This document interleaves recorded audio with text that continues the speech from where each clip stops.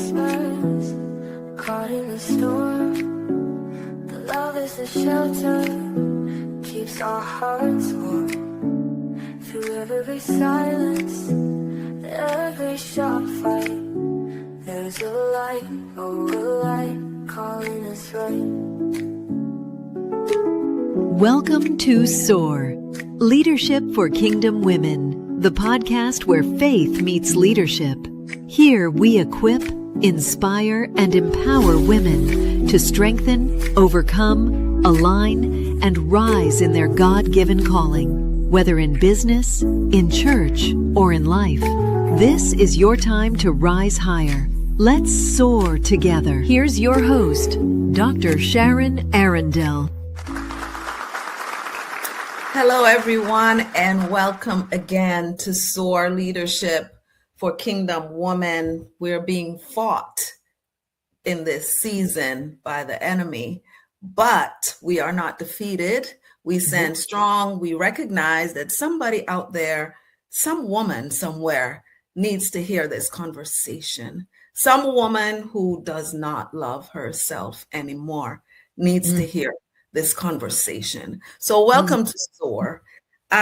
We strengthen, overcome, align, and of course we rise.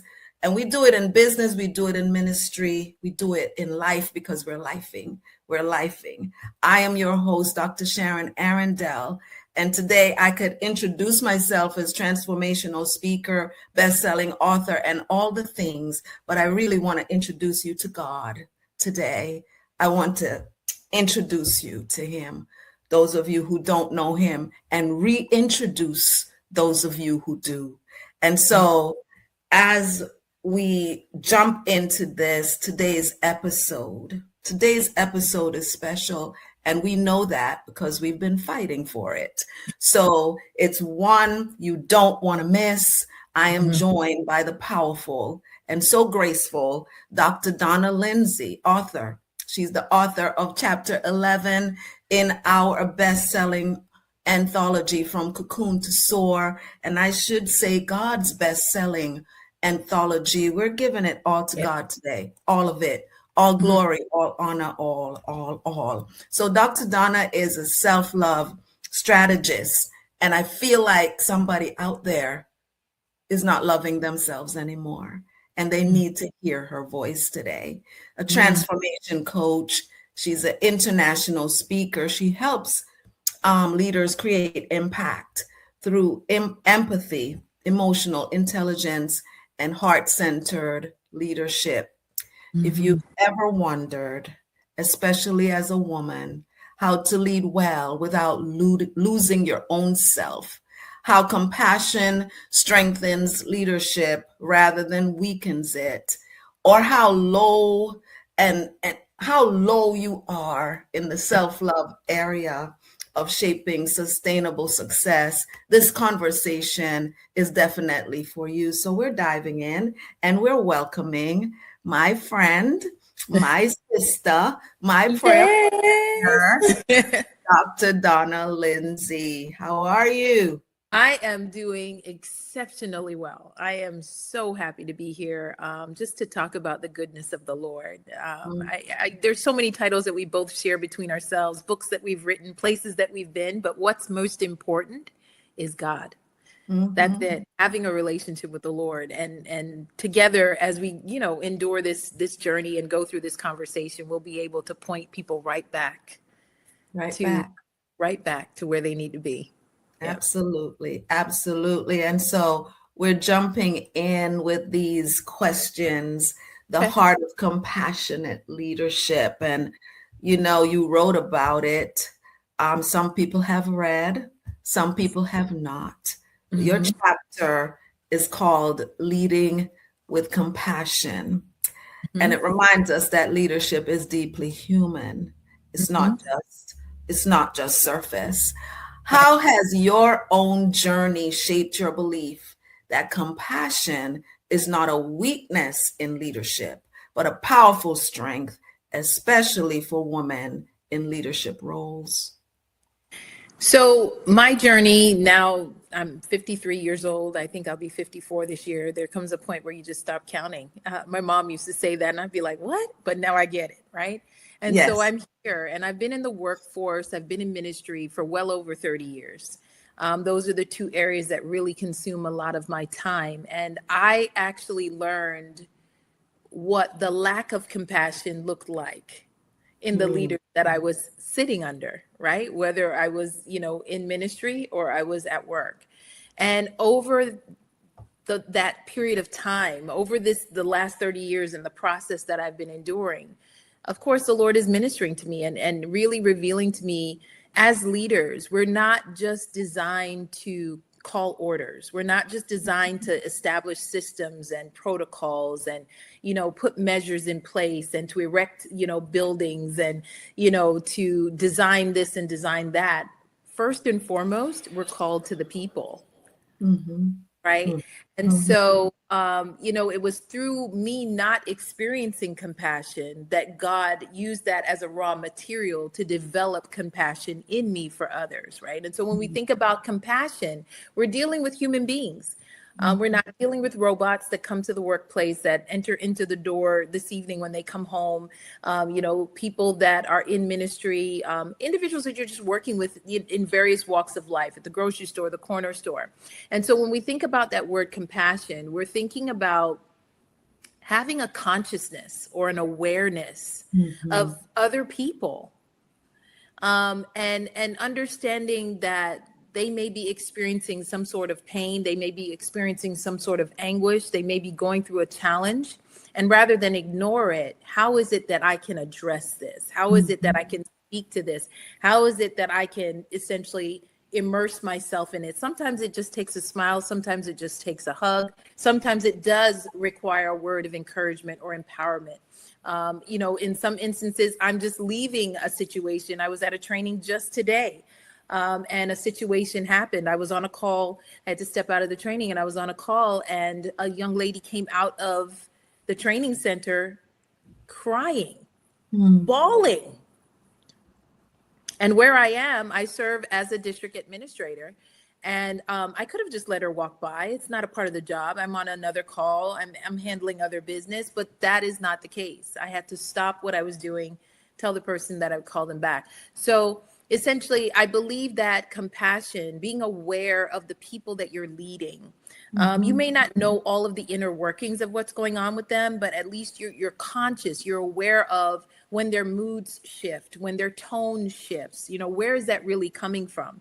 Oftentimes what I've noticed, Dr. Sharon, is that people become offended by the tone. They become offended by the look. Well, why is she looking at me that way? Why is this person speaking to me that way? Rather than doing that deeper dive to really find out what it is, we stay on the surface and we just allow ourselves to become offended. And that's leaders, that's subordinates, employees, people that are working under the leader. So as a woman in leadership, this is paramount for me, regardless of what capacity I'm operating in, regardless of, if I'm working in a school or if I'm working in a church. Compassion is necessary. I need to understand. I need to be aware of, I need to be conscious of the people that are working alongside me, because ultimately we're only as strong as our weakest link. Right? So if there's someone that is not necessarily operating in their full potential because of an outside situation, because of something, a thought that they're entertaining, that's where I step in as a leader, right? Because I need you at full capacity. And right now you're operating at full capacity. So let me see what it is that I can do. How can I step in to bring some possible resolve to the situation so that we can continue to march forward? That's what I would say. Wow. Yeah. The thing is, as people, we've become so, what do I want to call us? Cutting edge. We're so callous and so we don't think about people anymore. Everybody's just thinking about themselves. And I'm glad that you're doing this from a place of compassion, because I've left the actual workforce for a long time. And as a school counselor, it was quite interesting to see a student go through something early in the morning and somebody send them to me. And I would say to that person, did you ask them how their morning was before they left home? Because that's what this is. But we've lost that part of us. And I'm praying that we can get it back. So thank you for that response. And so you also talk about self-love as the foundation for impact. And as a self-love strategist, which I kind of love that part of you, by the way. Thank you. I love you all the way, but when I first heard this, it just pricked something in my spirit, because you teach that transformation begins from inside. Yeah. How does self-love influence the way leaders show up for others, make decisions, and create emotionally healthy environments? And so there's so much that is flooding my mind as you're speaking. I do have my book out, Self-Love, A Journey, Not a Destination. And embedded in that book, there are 5 pillars that essentially I walk the reader through. And I believe that these 5 pillars are extremely important, regardless of the title that you carry. Okay. Outside of a title, who are you? What is it that makes you you? Your life experiences, your mindset, your perception, your perspective, your outlook on certain things. All of these aid and assist what you believe, what you don't believe. All of this aids and assists in comprising the you that you are. And so in the book, we talk about the first phase being acknowledgement, right? We have to begin to acknowledge when we're talking about self-love. And oftentimes I've been in arguments with people, no, self-love is this and that. Self-love is all about looking within, and it's about targeting those areas that may be still contributing to your personal hurt and pain. Okay, that's the way I'm summarizing it today. But we're looking at acknowledgement. What is it that you've been through, and how is that still showing up in your now? If you experience abandonment, how are you now as a leader bringing that to the workplace? How is it manifesting itself in the workplace? Right? If you've experienced neglect or some type of abuse, and there are different types of abuse. How is that now showing up in your now, in your current relationships? Maybe you're dating. How is it showing up in your relationship? Are you experiencing distrust? And you're wondering where this distrust is coming from, or the person that you're potentially dating is saying, hey, I'm here for you. We're on the same team, but I'm sensing you don't trust me. And this acknowledgement, this first pillar of the book, walks the reader through the process of identifying what they've been through, how it's showing up now, and begin the beginning stages of releasing that thing. The next step, of course, is accepting that, yes, what you went through was what you went through. We're not going to avoid it. We're not going to suppress it. We're not going to tuck it away. It happened. We're not going to live there. We're not going to live in that place. But we're going to at least acknowledge it so that we can overcome it. So that's the acceptance phase. From there, we move to approval, right? We're not looking to man. We're not looking to the CEO of the company. We're not looking to our spouses. We're not looking to our spiritual leaders. We're not looking to friends and family members to approve us. We're looking to ourselves, and those of you that have a relationship with God, we're looking for God to look down upon you and say, yes, this is my daughter, or this is my son in whom I'm well pleased, right? And then from there, we move to a place of appreciation, which is something that's very, very hard in 2026. There are a lot of people that are getting their hair done. They're going to get their nails done faithfully every 3 weeks. They're getting their pedicures. They're getting facials. They're going for massages. They're traveling. They're doing all this stuff. And still there's no honor. Still there's no appreciation. They come back from that trip and still there's no appreciation or honor for who they are. And when I say that, what do I mean? Even appreciating the parts of you that have not yet been refined. Because they are still a part of who you are. We are all under construction. We are all a work in progress. And so we need to learn somehow to still appreciate that boldness that we have, that sometimes for others may come off a little too crass, a little too right? We need to appreciate that we still have a voice and we still know what our thoughts are, but we know that we still need to work on how we convey our messaging, right? And then the last and final phase of self-love is affirming oneself, right? Speaking life into yourself. Daily declarations for sometimes it's 3 times a day, 4 times a day, where you're speaking life into yourself. You're declaring over your life, what it is that you desire to see and what it is that you desire to see manifest. So when it comes to self-love, as I said to you earlier, I've had arguments all over the world. A lot of people believe that, self-love is just about self-care because I'm doing my hair and my nails and I'm taking a bubble bath and I've established boundaries and I'm doing all of that stuff. That's good, but it's temporary. That's right. Until we do the deeper dive and we really begin to hone in on those things that have really hurt us, that have damaged us in some way, that have literally altered the way we think, the way we look at life, the way we enter into relationships, the way we operate in leadership capacities, whether it's in ministry or it's, at the workplace, until we begin to get to the root cause and allow healing and deliverance to take place, we're going to be on a rat wheel, just going through the motion time and time and time again. Some of us have been sitting, in ministry, some of us have been at work, and you walk up to the front desk and there's no pleasantries. Good morning. Welcome to so-and-so. It's what can I help you? What do you need? Right? That is coming from a place. Now, the person who is exuding that doesn't necessarily realize it because that has become their norm. They have normalized their pain. They have normalized their dysfunction. They have normalized their journey and the pain within their journey, shall I say. Sometimes you're in ministry and you're like, wow, what happened? We need to have an extra altar call. Why is sister so-and-so, or why is brother so-and-so, carrying on that way? And that is because we've not allowed the process to do what the process does. And as I said, that starts with the first phase. We have to acknowledge the pain that we've been through, the hurt that we've been through, and identify how it's showing up in our current situations and circumstances.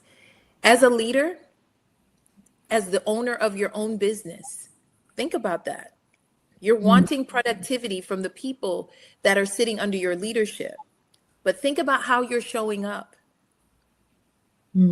What would they say about you if they were able to speak freely in front of your presence? Would they say that you are a pleasure to work with? It's an honor to work with you. It's a privilege to work with you.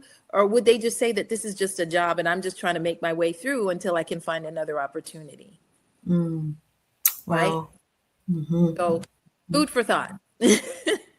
Yes. And, for our audience, yes, we're fighting with technology over here, but I know you heard Dr. Donna loud and clear.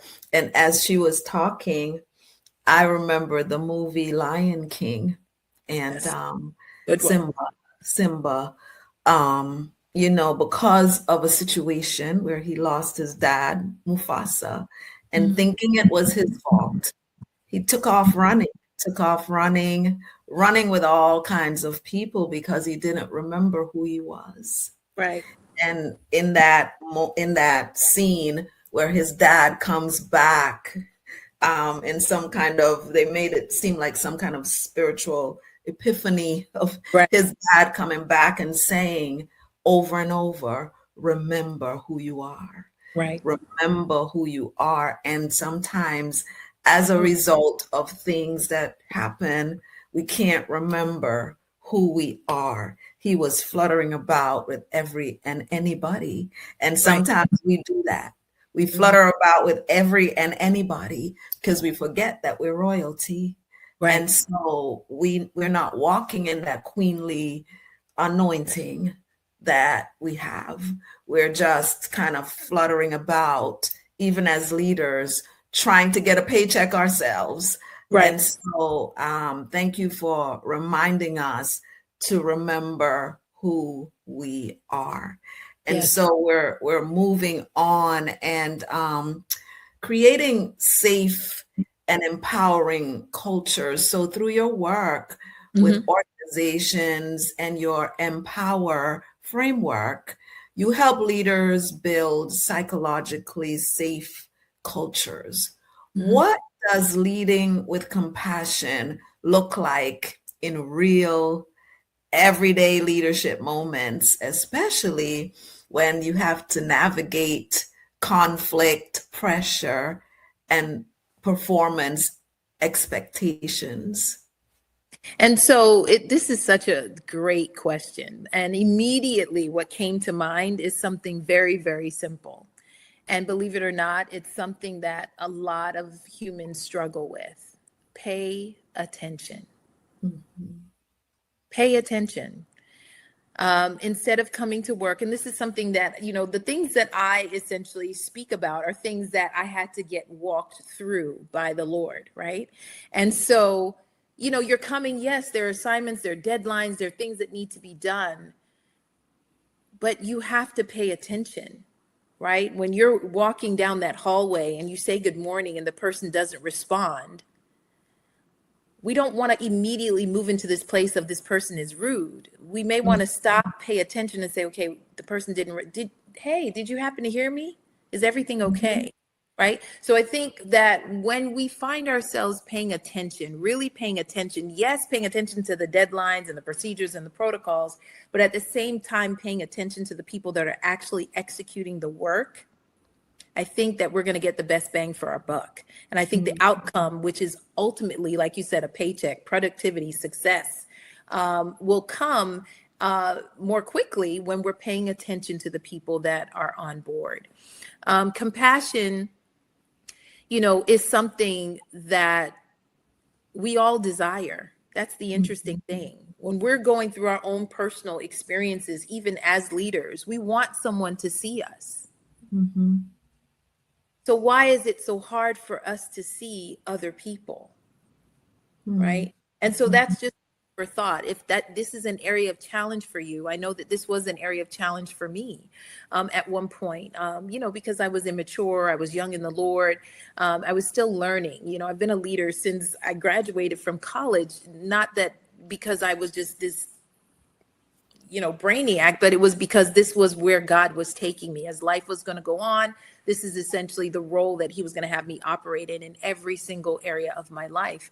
And I had to learn it, right? You want these things, which is very self-centered, which is very selfish. You want people to, demonstrate love, demonstrate patience, demonstrate compassion. But are you offering that to them as well, right? So when we're thinking about that term, leading with compassion, it first starts with you. It starts with you. If we're walking into our businesses, into our organizations, into our ministries, our schoolhouses, our governmental agencies, our hospitals, and we're not necessarily seeing what we want to see, as the leader, it's important that we move into a place of self-reflection, right? We reap what we sow. Mm-hmm. And so what is it that you're sowing? Why your harvest looks the way it looks? Mm-hmm. Right? And so compassion is a huge piece with that. When people feel seen, they feel heard, they're going to execute. They're going to bring it to pass. And I love what you were saying earlier about identity. And it's so true. When, you have all of these situations that you've been through, you now begin to identify with those situations, right? You sometimes even hear people say, in your line of work, you'll hear people say, oh, I was molested. Well, who are you? No, I was molested, or, I was abused, verbally, or, I'm an addict, or, what is your identity? They begin to identify with the pain. This is now their name. This is now I have a shirt. This is who I am. And that's really not who you are. That's what you went through. Those are raw materials, believe it or not, raw materials that were being utilized to build, to stretch, to purge, to prune, to refine you, and to ultimately catapult you into the leader that you're called to be. Right?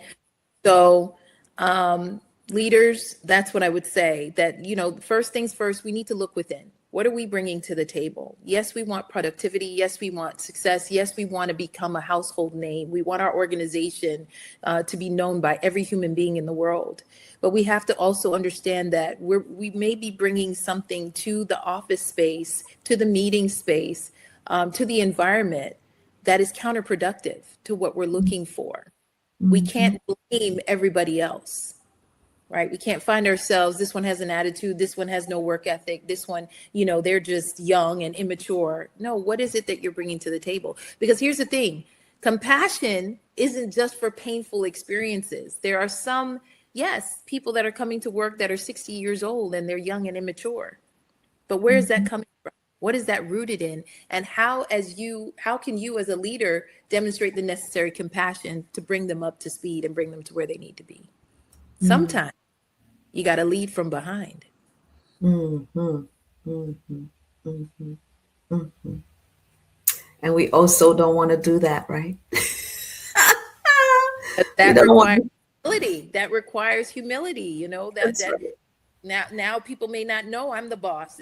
Really, is that what it's about? So now you're me more. You're showing me the fabric of your heart. You need people to know that you're the boss. Right? But if you were to lose that job and no longer be called the boss, the supervisor, the manager, the CEO, the CFO, who are you? Yeah. And the challenge continues about who we are. You mentioned my line of work. For the first time ever, I'm just going to say I gave up my practice as a counselor because God has taken me to other places, right? And so, but for almost 20 years, I listened to all of that, especially women who's kept saying my divorce. And I kept trying to ask them not to call it theirs, but they were owning it. They had the T-shirt, they had all the things that said it, the big D on their chest. And so it's all about that. Instead of utilizing, like she said, what you went through to get to your next season, you're stuck in that season. Because, even though people say, oh, he's my ex, you're still talking about the person as if they're still here. Right. And so it becomes that whole identity thing again, where you formulated your identity around that situation of loss, because it is a loss, and you're stuck. Stuck. And today, after all the challenges we went through in this episode, we want to get you unstuck. That's it. We want to get you unstuck. We want to get you moving. We want you to know that God did not forget about you. Right. You forgot about you. That's it. So here we are. And as we get to the end of this, I hate to end, but we'll probably be back down the road because I just love this lady and all that she presents. And my biggest thing about her is her grace, right? Because we all want to walk in and everybody turns their head and goes, who is that? But doing it with grace is a whole other thing. So, and that's for another time. Yes. So a message for women, right? Women who are leading while healing. Leading while healing. Leading while healing. It. Sometimes leading while bleeding, right? Right here. Yes, ma'am. Many women listening right now are leaders, leading teams, families, ministries, business, while still healing themselves. What encouragement or practical wisdom would you offer them as they strive to lead with compassion without burning out or losing themselves? Yeah. And I think the first word that comes to mind as you were, asking that question was alignment. Coming into alignment with who you are called to be, right? Yes, you carry a title, but what was the sole purpose of you being there? It goes right back to what Dr. Sharon is saying. What is my identity, right? What is it that I was designed to do? We know that a fork has a specific operation, a specific function, right? Its name is the fork, but its function serves a completely different purpose. We know the knife, the spoon, the ice cream scooper. They all have names, but their function is very, very different. And so for those of us that are believers, we know that we are children of God, right? We are called to a different standard. We are called to operate and be the demonstration of his nature and his character, to be the demonstration of the fruit of the Spirit. We know that we are the head and not the tail. As you said earlier, we're members of a royal priesthood, a chosen generation. And so when you show up on the scene, this is essentially what the world needs to see. They know your title, but now they need to experience the love of God. Now they need to experience the patience, the joy, the compassion, all that comes along with being the individual that you claim you are, right? And if for whatever reason that's not your thing and you're not necessarily serving the Lord, and I understand, because there's a period of time when I wasn't either. I want you to begin to tap into what is it that you desire to present to the world. Do you desire to present misery, or do you desire to be the presentation or the demonstration of love in the environments? And I get it. You are juggling, but we have to take a step back.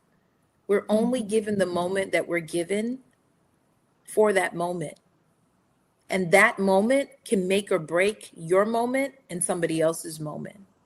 So this hustle and bustle and moving through life so quickly, and we got to fit. Leaders, I'm saying to you today, pay attention, come into alignment with who God says you are, who you believe you are, and really begin to be that extension of love, be that extension of compassion, be that extension of grace in your particular environments. That's what I would leave. Wow. And if I could even say anything under that, ashes, right? We get beauty for ashes. Beauty for ashes. But if there's ashes, that means there was a fire. And so whatever burning thing that's going on, just let it burn. Just let it burn until it becomes ashes. And I promise you, I can promise you, because I'm 66 years old and I've seen a lot of ashes, a lot of it. A lot of it, I still sometimes see ashes, and I've learned how to just say, okay, what's the next beautiful thing that's going to come out of this? Right. There has to be beauty coming behind it. And God made us so beautiful, and we look in the mirror and we do not see beauty. We do not see beauty. All we can see is the ashes. All we can see is the fire burning behind us. I wrote a book, my story, right, about crossing over. And on the cover, I'm running away from this fire. And, the thing is, I look amazing running away, but in reality, had no idea what I was running into, right? Right. I had faith that something beautiful was coming behind this fire. And so I am so grateful and not wanting to leave today from Dr. Donna. It's been remarkable. She is so amazing. And so, you've listened to her and listened to her responses here. And I'm hoping that she has embedded something in you in this first month of the year that will take you to a new place of realigning yourself, your work, your everything, even your family, to get to that place of beauty. But before we leave, she needs to tell us some things about herself, because I couldn't really, voice it all. So I want her to tell us more about who she is, what she does, and where our audience can reach you. Okay, awesome. And something came to mind right before you got done mentioning that. So I will share my information. But one of the things that I want to share, and I'm being pressed to share it. Each year we are, if you're sitting in church, you receive a theme. Your pastor, your bishop, your apostle, your prophet. They come out and hey, this is the theme for the year. And it's something that I consult with the Lord on personally, right? Because I believe Seems like we've kind of lost Dr. Donna for a moment, but what a powerful timely conversation. She reminded us, we lost you for a moment, so I was getting the audience up to speed and telling them what a powerful conversation. Just repeat. No, it's fine. And listen, I'm going to tell you all, this is the beauty of what's happening for those of you that are watching. This is probably our fourth take on this podcast. And this is the beauty of the press. And it's so ironic that we're even talking about what we're talking about, because this self-love journey is just that. It is a press. Anytime we want to witness transformation in our lives, it's going to require work. It's going to require a press. And I'm just so grateful that Dr. Sharon stopped and she was like, no, we got to go. Let's go talk to God. And so we entered into a time of prayer. And I'm just believing that the portions that you are supposed to get, you will get. One of the things that I will share is that this year, the Lord revealed to me mid-December that this year is the year of obedience that leads to freedom. Obedience that leads to freedom. And a lot of times people hear the word freedom and they're like, oh, yeah, that's great. I want to be free. I want to be free. But one of the things that we have to understand is when working with the Lord, things are contingent upon certain things, right? You got to do something first, and then you'll see a move, right? And so God is now, he said, obedience leads to freedom. And so this entire season that we're in right now is a season of consecration, not just because churches are fasting and they're praying and they're doing whatever they're doing. This is a season of consecration where God is calling his people to set apart, to pull themselves away from the crowd and to sit with him, to dine with him, to commune with him. Listen, leaders, if you are dealing with anything right now, this is the hour and this is the season to relinquish it to the Lord, to cast your cares upon him, to lay aside every weight and allow him to move you through your process and lead you to a place of healing, deliverance, and ultimately freedom. Okay. And so I will share that. If you are looking for me, which I hope you are, my name is Dr. Donna Lindsay. I can be found at donnalindsay.com. That's my website. So donnalindsay.com, just the way it sounds, DONNA, LINDSAY.com. My email address, very easy, Donna@donnalindsay.com. So if you have any questions, you heard something today and you have a question because it spoke to you, or you want to know how to do a deeper dive, or how to reflect and bring about a different response, please email me. I will respond to you. This for me is not just a business. This is also ministry. And so if you are coming and you are seeking guidance, the Lord has commissioned me to bring it. And so Donna@donnalindsay.com is the email address where you can drop your questions, your concerns. If you want prayer, I will definitely stop what I'm doing to pray with you. So please feel free to reach out to me at Donna@donnalindsay.com. Donna@donnalindsay.com is where you can find her. She talked about a lot of things. We didn't talk about her as a speaker, but if you need a speaker, oh, that part. She's powerful. She's powerful. She has spoke. I met her as a speaker. And Right. So I recognize that God has done some amazing things with her. And we are not his favorites. We are favored by the Lord, but we are not his favorites. And so he wants to do some amazing things with you as well. But if you need some help, just reach out to us. She just gave you Donna@donnalindsay.com. She just gave you that. And so it was a powerful, very timely conversation. She reminded us that leading with compassion begins with leading ourselves well. And that self-love is not optional, it's foundational. To every woman out there listening today, I'm hoping it was quite a bit of you listening, who is leading while healing or bleeding or whatever you're doing, serving while growing and showing up even when it's difficult. Even when it's difficult. This episode was for you. Remember, you were never called to pour from an empty place.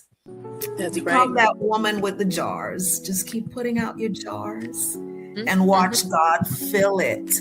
If this conversation blessed you, be sure to like, subscribe, and share this episode with another woman who is ready to rise. To learn more about my work, the SOAR Leadership course, and from Cocoon to SOAR movement, which we have started. To learn more about that, visit drsharonarrindell.com or inspiredwholenesscounseling.com. Actually, I'm taking down that counseling website, so just visit drsharonarrindell.com. You can also connect with me or Dr. Donna on Facebook. On Facebook, I am at Sharon Arrindell, or on LinkedIn and Instagram is Dr. Sharon Arrindell. So until next time, and there is a next time. The next time will be the first Monday in February. So until then, remember, you were created to soar. So come on, ladies and gentlemen, strengthen, overcome, align, and rise. Thank you for joining us, and have a blessed day. Thank you. Thank you for joining us today on SOAR, Leadership for Kingdom Women. Remember, you are called to rise higher in business, in church, and in life. Stay strong, stay aligned, and keep soaring with boldness, wisdom, and faith. Until next time, keep rising.